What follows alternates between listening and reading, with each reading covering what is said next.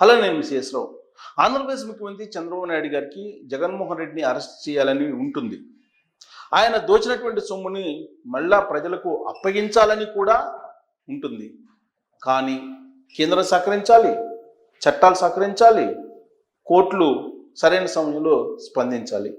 ఇవేమీ లేకుండా చంద్రబాబు నాయుడు గారు అబ్రకం దబ్రా అంటూ జగన్మోహన్ రెడ్డి గారి దగ్గర ఉండేటువంటి ఆస్తుల్ని పీక్కొచ్చి జనానికి ఇచ్చేటువంటి పరిస్థితి ఉండదు. కానీ ఎన్నికల సమయంలో ఆయన చెప్పినటువంటి మాటలు, ఆయన ఇచ్చినటువంటి హామీ ఏంటంటే లూటీ చేసినటువంటి సొమ్ముని మళ్ళా తిరిగి ఆంధ్రప్రదేశ్ ప్రజలకి అందజేస్తాను, ఆ మేరకు చర్యలు తీసుకుంటాను చట్ట ప్రకారం అని చెప్పి చంద్రబాబు నాయుడు గారు చెప్పారు. ఆ దిశగా చంద్రబాబు నాయుడు గారు అడుగులు వేస్తూ ఉన్నారు. చట్ట ప్రకారం వాసుదేవ్ రెడ్డిని అరెస్ట్ చేశారా? గనుల శాఖకి సంబంధించినటువంటి ఎండి వెంకటరెడ్డిని అరెస్ట్ చేశారు, లోపల పంపించారు. కానీ ప్రభుత్వానికి తెలియకుండా బయటకు వచ్చేసారు. ఇక ధర్మారెడ్డి ఈవో తిరుమల తిరుపతి దేవస్థానం, అక్కడ జరిగిన అక్రమాలు ఇంకెక్కడ జరగలేదని చెప్పి కూటమి ప్రభుత్వం, కూటమి పార్టీలు గతంలో చెప్పాయి, కూటమి ప్రభుత్వం వచ్చిన తర్వాత కూడా చెప్పాయి.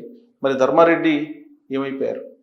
విజిలెన్స్ విచారణకి హాజరు కావాల్సినటువంటి మాజీ తిరుమల తిరుపతి దేవస్థానం చైర్మన్ వైవి సుబ్బారెడ్డి ఎక్కడున్నారు? ఏమైపోయారు? విచారణని ఎదుర్కొంటూ ఉన్నారా? మరి లిక్కర్ స్కామ్లో భారీగా కుంభకోణం జరిగిందని చెప్పి పవర్ పాయింట్ ప్రెజెంటేషన్ చేశారు చంద్రబాబు నాయుడు గారు. మరి లిక్కర్ స్కామ్లో జరిగినటువంటి దందా, కంటైనర్ల కొద్దీ డబ్బుల్ని దేశం దాటించారు, ఖండాంతరాలు దాటించారని చెప్పి ఆరోపణలు చేశారు.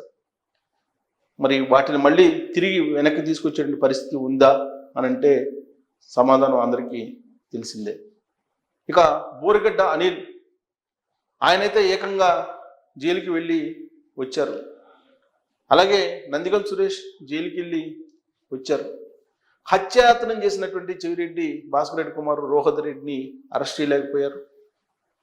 ఇక తెలుగుదేశం పార్టీ కేంద్ర కార్యాలయం మీద దాడులు చేసినటువంటి అప్పిరెడ్డి లాంటి వాళ్ళు, పేర్ని నాని లాంటి వాళ్ళు, లేదా జోగి రమేష్ లాంటి వాళ్ళు, బూతు పురాణాన్ని వినిపించినటువంటి కొడాలి నాని, వల్లభనేని వంశీ, వీళ్ళంతా ఏమైపోయారు?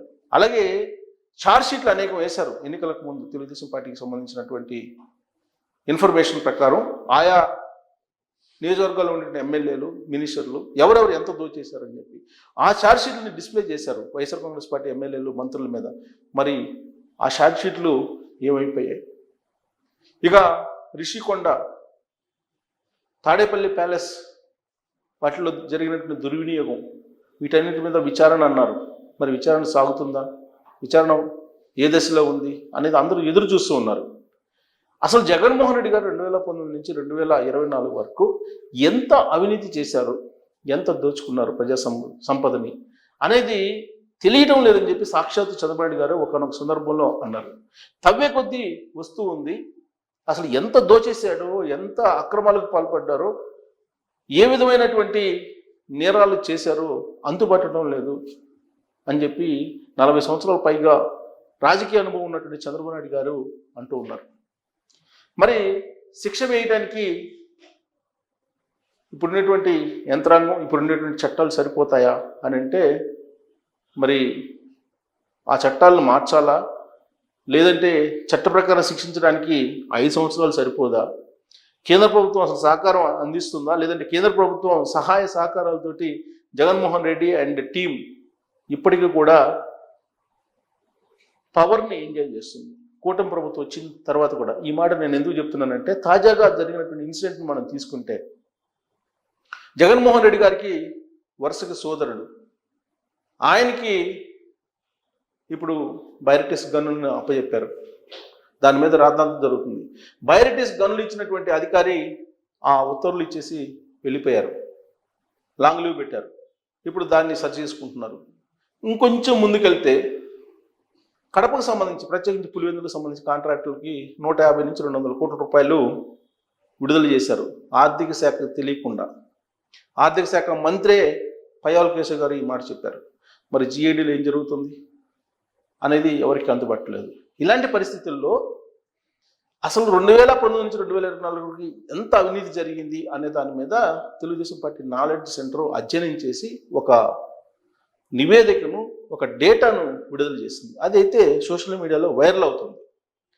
కానీ ఈ న్యూస్కి తగిన విధంగా, ఈ అధ్యయనానికి తగిన విధంగా ఇప్పుడున్నటువంటి కూటమి ప్రభుత్వం కనుక వ్యవహరించలేకపోతే ఖచ్చితంగా ప్రజల నుంచి ఎదురు ప్రశ్నలు వచ్చే అవకాశం ఉంది. బట్ సమాచారాన్ని అయితే ప్రజాక్షేత్రంలో వేయాలి. అన్నిటికంటే ప్రజాక్షేత్రం పవర్ఫుల్. అందుకే ప్రజాక్షేత్రంలోకి సమాచారాన్ని చంద్రబాబు నాయుడు గారు వ్యూహాత్మకంగా తీసుకెళ్తున్నారు. ఇప్పటికే ఆయన వైట్ పేపర్స్ రిలీజ్ చేశారు, శ్వేతపత్రాలను విడుదల చేశారు. ఎన్నికలకు ముందు ఆయన పవర్ పాయింట్ ప్రెజెంటేషన్స్ చేసి ప్రజలకి అవగాహన కల్పించారు. ఎన్నికలు అయిపోయిన తర్వాత అధికారిక ఇన్ఫర్మేషన్ తోటి శ్వేతపత్రాలను విడుదల చేశారు. అయితే ఆ శ్వేతపత్రాలకు అనుగుణంగా జరిగినటువంటి అవినీతిని నిరూపించడానికి టైం పట్టచ్చు. బట్ చట్ట ప్రకారం శిక్షిస్తానని చెప్పి చంద్రబాబు గారు చెప్తున్నారు. ఆయన అధికారంలోకి వచ్చిన తర్వాత గతంలో జరిగినటువంటి అవినీతి అక్రమాల గురించి మాత్రమే కాన్సన్ట్రేషన్ చేస్తే రాష్ట్ర అభివృద్ధి ఆగిపోతుంది, కుంటుపడుతుంది. అందుకే ఆయన ఒకవైపు వాటిని చూస్తూనే మరోవైపు ఆంధ్రప్రదేశ్ అభివృద్ధి కోసం అడుగులు వేస్తూ ఉన్నారు. విజన్ను తయారు చేశారు. 2047 విజన్ దిశగా ఆయన వెళ్తున్నారు. ఇంకొక వైపు కేంద్రంతో లైజనింగ్ చేసి ఫండ్స్ని, నిధులను భారీగా తీసుకొచ్చారు. నెలకి 1,00,000 కోట్ల వంతున ఆయన ఇప్పుడు తీసుకురాగలిగారు ఆంధ్రప్రదేశ్కి. అనేక కంపెనీలు, టాప్ 200 కంపెనీస్ ప్రపంచవ్యాప్తంగా ఆంధ్రప్రదేశ్ వైపు చూసేలాగా దావోస్ని ఆయన బ్రాండ్ కోసం వినియోగించుకున్నారు. మరి ఇవన్నీ చేస్తూ ఇంకోవైపు జగన్మోహన్ రెడ్డి గారు చేసినటువంటి విధ్వంసం ఏదైతే ఉందో దాన్ని ప్రజల దగ్గరకు తీసుకెళ్లే ప్రయత్నం చేస్తున్నారు. దాంట్లో భాగంగానే ఇప్పుడు ఒక డేటా సోషల్ మీడియాలో వైరల్ అవుతుంది. ఈ క్లోజప్లో మీరు చూడొచ్చు ఎక్కడెక్కడ ఎంత లూటీ జరిగింది అనేది. జగన్మోహన్ రెడ్డి కుటుంబం లూటీ 8 లక్షల కోట్లు సుమారుగా.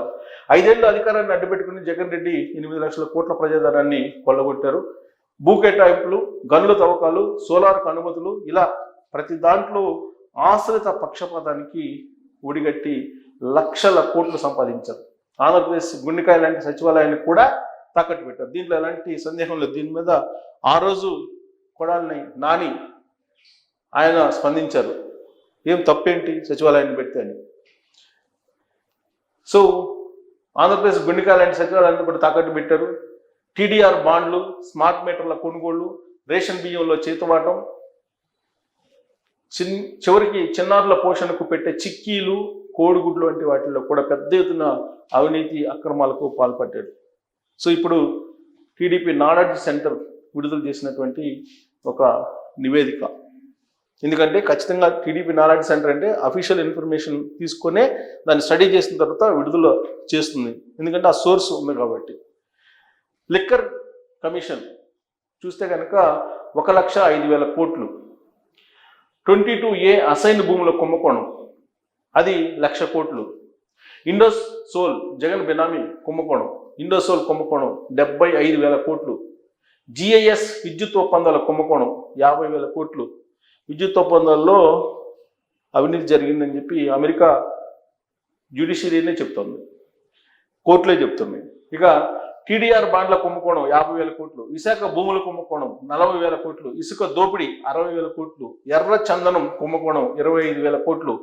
గ్రావెల్ దోపిడీ 22,000 కోట్లు. సిలికా, బీచ్ శాండ్, క్వార్జ్ దోపిడీ 17,000 కోట్లు. గంజాయి, డ్రగ్స్ వాటా 37,000 కోట్లు. ప్రభుత్వ కొనుగోళ్లలో కమిషన్లు 16,000 కోట్లు. కూకట్పల్లిలో 11 ఎకరాలు లేపక్షి భూములు 15,000 కోట్లు. స్మార్ట్ మీటర్లు, ట్రాన్స్ఫార్మర్ల కొనుగోలు తదితరాల్లో 15,000 కోట్లు. కోవిడ్ మందులు, కిట్ల కొనుగోలులో 14,000 కోట్లు. భారతీయ సిమెంట్ దోపిడీ 12,000 కోట్లు. రేషన్ బియ్యం కుంభకోణం 7,000 కోట్లు. ఇంకా ఎక్కువే ఉంటుంది ఇది. బహుశా ఈ మధ్యకాలంలో కాకినాడ సీపోర్ట్లో జరిగినటువంటి ప్రాథమిక విచారణ పెట్టి చూస్తే 7,000 కోట్ల కన్నా ఎక్కువ ఉండే అవకాశం ఉంది. ఇళ్ల స్థలాల కొనుగోలు కుంభకోణం 7,000 కోట్లు. బైజూస్, విద్యా కానుక, నాడు నేడు 4,500 కోట్లు. పోర్టుల్లో అవినీతి 4,000 కోట్లు. సాగునీటి ప్రాజెక్టుల కమిషన్లు 2,500 కోట్లు. సాక్షికి ప్రకటనల రూపంలో దోపిడీ 1,600 కోట్లు. అమూల్ కమిషన్ 1,000 కోట్లు. జేటాక్స్ 40,000 కోట్లు. సిబిఐ ఛార్జ్షీట్లో నిర్ధారించినవి 43,000 కోట్లు. సిబిఐ నిర్ధారించాల్సిన ఆస్తుల విలువ 60,000 కోట్లు. వెరసి మొత్తం 8,23,600 కోట్లు. ఈ పై కారణాలన్నింటి వల్ల ఆంధ్రప్రదేశ్ ఆర్థిక వ్యవస్థ దివాళా తీసింది. ఇది నేటి చంద్రబాబు ప్రభుత్వానికి గుదిబండంగా తయారైంది, ప్రజల పాలిట శాపంగా మారింది. అది ఇంకా తిరుపతి లడ్డు, నెయ్యిలో జరిగిన కుంభకోణం, వీటన్నిటిని కూడా ప్రస్తావించాల. ప్రధానంగా జరిగినటువంటి అవకతవకల్ని, కుంభకోణాలను మాత్రమే అధ్యయనం చేసింది TDP knowledge centre. So TDP knowledge centre విడుదల చేసినటువంటి ఈ కుంభకోణం మొత్తం మనం చూస్తే కనుక 8,23,600 కోట్లు జగన్మోహన్ రెడ్డి గారి సొంత ఖాతాలోకి, ఆయన బినామీల సొంత ఖాతాలోకి వెళ్ళిపోయిందని చెప్పి వాళ్ళు ఆరోపిస్తూ ఉన్నారు. మరి దాంట్లో కొంత మేరకైనా కానీ రికవరీ చేస్తే ఆంధ్రప్రదేశ్ కొంత కూటమి ప్రభుత్వం మీద నమ్మకం కలిగేటువంటి అవకాశం ఉంది.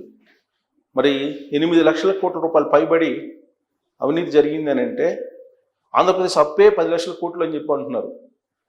ఆంధ్రప్రదేశ్ అప్పు దాదాపుగా 10 లక్షల కోట్లు పైగా ఉంటుంది. కొన్ని అంటే రికార్డ్స్లోకి రానిటువంటి అప్పులు కూడా కొన్ని ఉన్నాయి.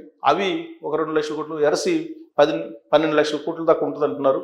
మరి ఇప్పుడు ఈయన 2019 నుంచి 2024 వరకు చేసినటువంటి అక్రమాల కారణంగా జారిపోయినటువంటి సంపద, ప్రజా సంపద ఎంతంటే 8 లక్షల కోట్ల పైగా ఉందని చెప్పి తెలుస్తుంది.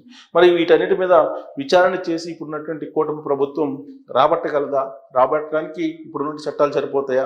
కేంద్ర ప్రభుత్వం నరేంద్ర మోడీ గారు సహకరిస్తారా అనే దాని మీద మీరు కూడా మీ అభిప్రాయాన్ని తెలియజేయచ్చు. Thank you very much.